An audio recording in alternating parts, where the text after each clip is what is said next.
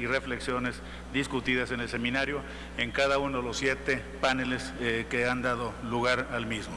En el panel 1, Orígenes del Constitucionalismo de 1917, se aseveró que la Constitución, en su acepción moderna, no es simplemente esa ley suprema que corona toda una pirámide normativa.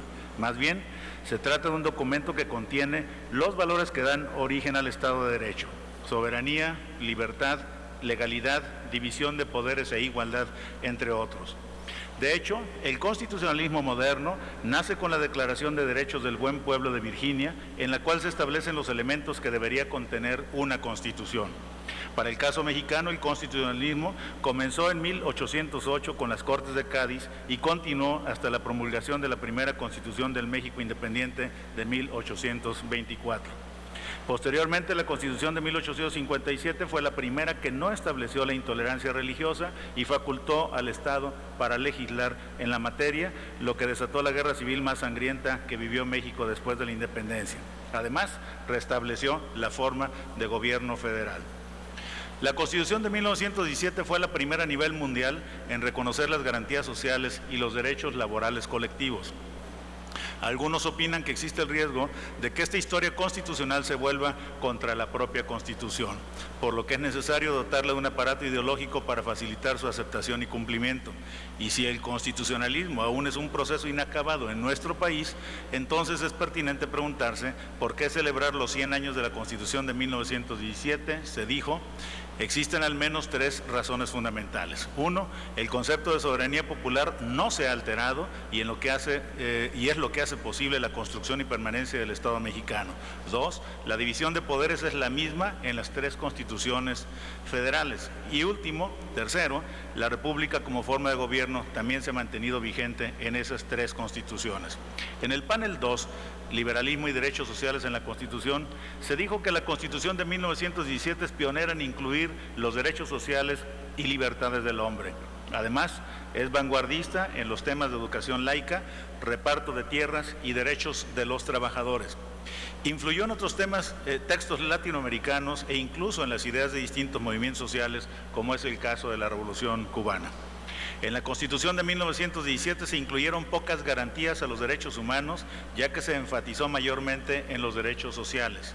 Pero en el liberalismo igualitario, los derechos individuales comprenden tanto los derechos civiles y políticos como los sociales y culturales. Y estos derechos se entienden como libertades que son frágiles si no se logra igualar a las personas en la satisfacción de sus necesidades básicas.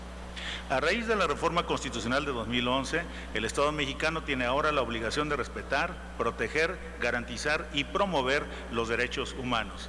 Sin embargo, el discurso de la Constitución no se ha reflejado siempre por acciones gubernamentales.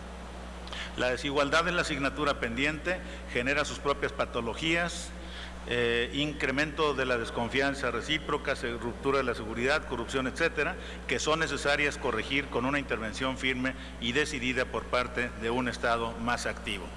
En el panel 3, dedicado a analizar los derechos humanos y sus garantías constitucionales, se dijo que actualmente los derechos humanos son reconocidos por los mexicanos.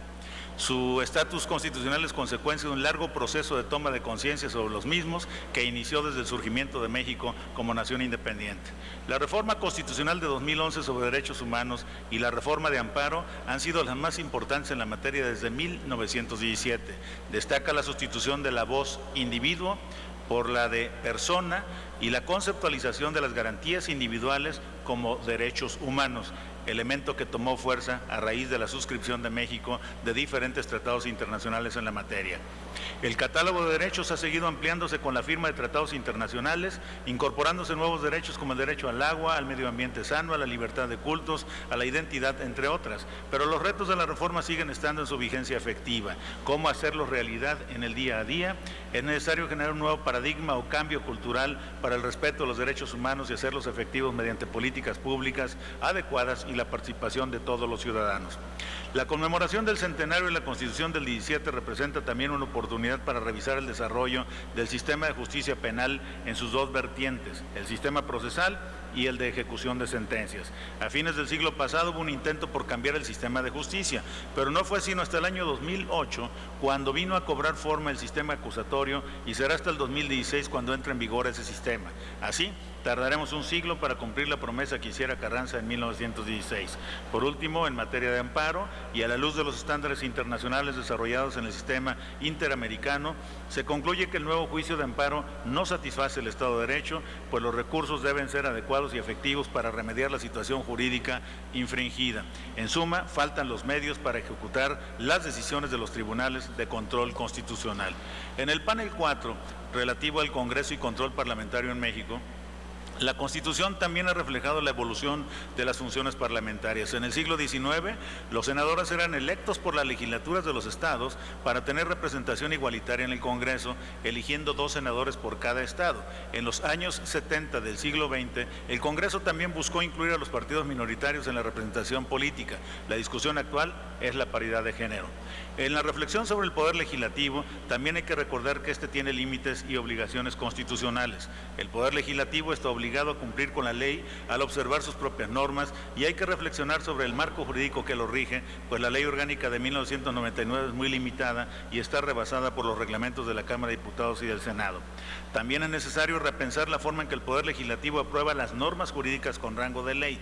¿Es el procedimiento legislativo más adecuado o debe implementarse el procedimiento de urgencia para que el legislador tome su responsabilidad? Por otro lado, las comisiones parlamentarias, para alcanzar su perfeccionamiento y eficacia, requieren de un apoyo técnico parlamentario capacitado, cuyo personal debe ser seleccionado a través del servicio profesional de carrera. También es necesario reflexionar sobre la parlamentarización del régimen presidencial mexicano frente al postulado federal. El sistema parlamentario ha tenido procesos evolutivos diferenciados en el marco de sus propias tradiciones. Así, encontramos la intención de presidencializar los sistemas parlamentarios y viceversa. La piedra angular de todo cambio en esta materia es la responsabilidad política del Congreso. En el panel 5, la evolución de la división de poderes en México y los órganos constitucionalmente autónomos, los OCA. En materia de los órganos constitucionales autónomos, los ponentes del panel 5 enfatizaron que estos entes públicos han dejado de ser una novedad para consolidarse al paso del tiempo y conforme la especialización estatal lo requiere. Todos los ponentes enfatizaron que la autonomía de los OCA es un tema clave que define sus rasgos e identidad institucionales. El derecho constitucional mexicano y el diseño en materia de OCA, se afirmó, han apostado a una división del poder en clave poliárquica. La paradoja es que se está construyendo una poliarquía y al mismo tiempo hay un proceso de centralización del poder. Así, podríamos estar respondiendo a problemas reales, pero por la vía equivocada. En este contexto, la Suprema Corte de Justicia de la Nación tiene una función clave en términos de control constitucional para delimitar la naturaleza de la actuación de los órganos autónomos, y el Senado tiene también un papel central en materia de control parlamentario, pero igualmente de seguimiento, gobierno y rendición de cuentas de estos organismos.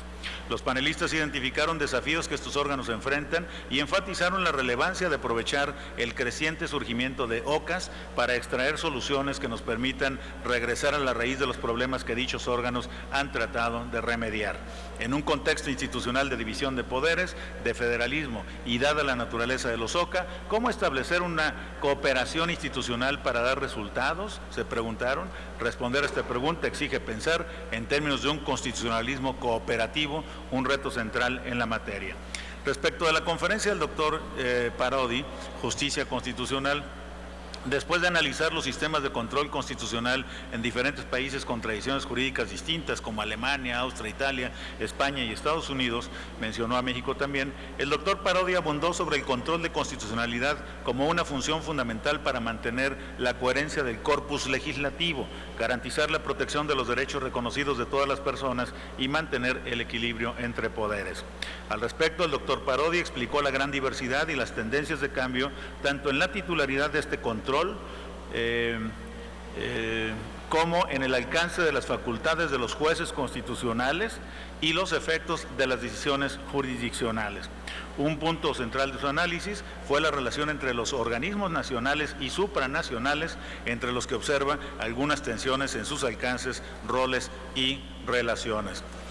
Para los interesados, la muy atractiva ponencia del doctor Parodi estará a disposición del público en el portal del seminario esta misma semana y será publicada en la edición de agosto de este año de la revista Pluralidad y Consenso del Instituto Belisario Domínguez del Senado. Respecto al panel 6, reformar o interpretar nuestra Constitución, la reforma constitucional tiene la inherente responsabilidad de llevar a cabo en primera instancia una interpretación de la propia Constitución, es decir, desentrañar el sentido de la norma con el objetivo de realizar la mejor implementación posible. Por su parte, los jueces se enfrentan a una disyuntiva, ya que pueden aplicar estrictamente los preceptos constitucionales o tomar en cuenta la protección de los derechos humanos. Esto se deriva del hecho de que mientras el legislador es quien formula la ley con base en un panorama amplio, para aplicar la ley los jueces se circunscriben a un panorama reducido de interpretación. Por lo tanto, un reto para la agenda constitucional es trabajar en la generalización de criterios que conduzcan a una misma interpretación. El presente y futuro de nuestra Constitución, se dijo, debe considerar la inserción de México en el mundo para que se garantice en todo momento el respeto a los derechos humanos, la rendición de cuentas, la división de poderes y la legitimidad de todas las estructuras de autoridad. Por lo que respecta al panel 7, que apenas hace unos minutos concluyó, desgraciadamente no nos va a ser posible por razones técnicas aquí resumirlo, pero estará en los portales que ya mencioné. Como pueden apreciar, el seminario ha sido plural y diverso en sus posiciones, nutrido en sus reflexiones y profundo en los diferentes enfoques compartidos. Frente al centenario de nuestra Constitución, el desafío es seguir respetando el marco constitucional que nos rige como la mejor manera de honrar los principios que le dan vigencia y al mismo tiempo seguir identificando los temas y los procesos que nos ayuden a seguir actualizándola para reflejar las demandas de bienestar y calidad de vida de la población mexicana. Es cuanto, señor presidente.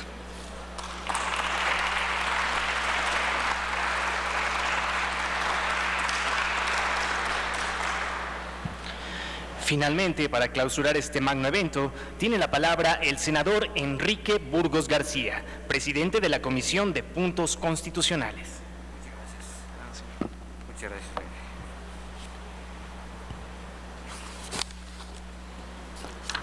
Muchísimas gracias. Ya la hora es avanzada, no quisiera disponer del tiempo de ustedes, todos tienen ocupaciones, pero es también el tiempo de los agradecimientos. Brevemente deseo comentarles, informarles el día de hoy como un acto central de este seminario y de estas fechas, justamente con miras, con perspectiva del primer centenario de la promulgación de nuestra Constitución. Hubo una sesión solemne en el antiguo recinto donde se promulgó la Constitución de 1857. Participaron los tres poderes, el Poder Ejecutivo representado por don Emilio Ochoa Ifet, secretario de Educación, el presidente de la Suprema Corte de Justicia, el presidente de la Cámara de Diputados y desde luego el presidente del Senado de la República. Yo creo que eso no es por sí mismo un acto intrascendente, al contrario, el que se haya celebrado en ese espacio histórico, el que esté enmarcado en este seminario, deja testimonio imborrable, deja una huella profunda del significado de estos trabajos. Al conmemorarse pronto, en vísperas del primer centenario, es válido recordar lo que aquí ya se abundó y sería reiterativo: la raíz histórica de nuestra Constitución, sus principios, sus valores, que se hincan profundamente en el sentimiento popular, auténticamente popular, y que en estas reuniones el presidente del Senado abrió espacios para que la pluralidad en la que se integra o con la que se integra el Senado de la República pudiera participar e invitar a muy distinguidos panelistas, conferencistas, y creo que esto auténticamente, no es un exceso, dejará una huella profunda en el sentir de la historia del Senado mexicano. Es tiempo de agradecimientos y quisiera dejar testimonio de gratitud, de reconocimiento a nombre de don Miguel Barbosa, presidente del Senado de la República, a todos cuantos participaron en la preparación y desarrollo de este seminario, la Constitución, análisis rumbo a su centenario. Particularmente, en mi condición de presidente de la Comisión de Puntos Constitucionales, deseo subrayar y destaco la propuesta de origen, el respaldo pleno y la coordinación que el propio presidente del Senado de la República, el señor senador don Miguel Barbosa Huerta, imprimió personal y directamente para los efectos de estos trabajos. Deseo también expresar nuestra gratitud al muy valioso apoyo del señor senador don Roberto Gil, presidente de la Comisión de Justicia del Senado de la República, y por supuesto a todo su equipo de colaboradores. También por elemental gratitud, un reconocimiento pleno a los señores coordinadores de los grupos parlamentarios, al senador don Emilio Gamboa, presidente de la Junta de Coordinación Política, al senador Fernando Herrera, coordinador del grupo parlamentario del Partido Acción Nacional, obvio que al propio senador Miguel Barbosa, en su condición también de coordinador del grupo parlamentario del PRD, a don Carlos Puente Salas, coordinador del grupo parlamentario del Partido Verde Ecologista, a don Manuel Bartlett, coordinador del grupo parlamentario del Partido del Trabajo, a las senadoras y a los senadores todos que tuvieron la gentileza de participar en la moderación y en la participación de los paneles y conferencias de este seminario. No omito, porque también sería justo hacerlo, no omito expresar nuestro reconocimiento al apoyo, a la orientación, a la muy eficaz participación del licenciado Onel Ortiz, coordinador de asesores del presidente del Senado de la República, al licenciado Morelos Canseco, secretario técnico de la Comisión de Puntos Constitucionales, por su participación, al licenciado Luis Felipe Nava, colaborador cercano y participativo del senador Roberto Gil, y a todos cuantos participaron en las distintas fases técnicas y operativas que se tradujeron en una eficiente realización de este seminario. Gracias también a don Manuel Cárdenas por la oportunidad de sus trabajos y por supuesto de la síntesis que todos esperaremos con oportunidad. Y con ello, distinguidos asistentes, nuestra gratitud a ustedes por su presencia, por su participación, por su apoyo en estos 3 días del seminario. Con ello, este 15 de abril del 2015, a nombre y en representación de don Miguel Barbosa Huerta, presidente del Senado de la República, doy por clausurados los trabajos del seminario La Constitución, análisis rumbo a su centenario. Muchas gracias a todos.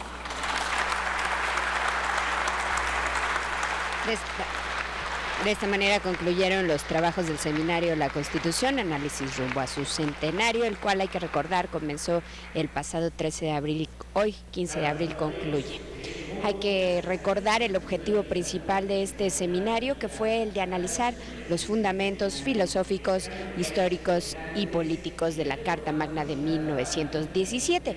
Asimismo, analizar su situación actual y perspectivas desde un enfoque amplio, plural e interdisciplinario que permita encontrar líneas de acción legislativa en materia de reforma constitucional.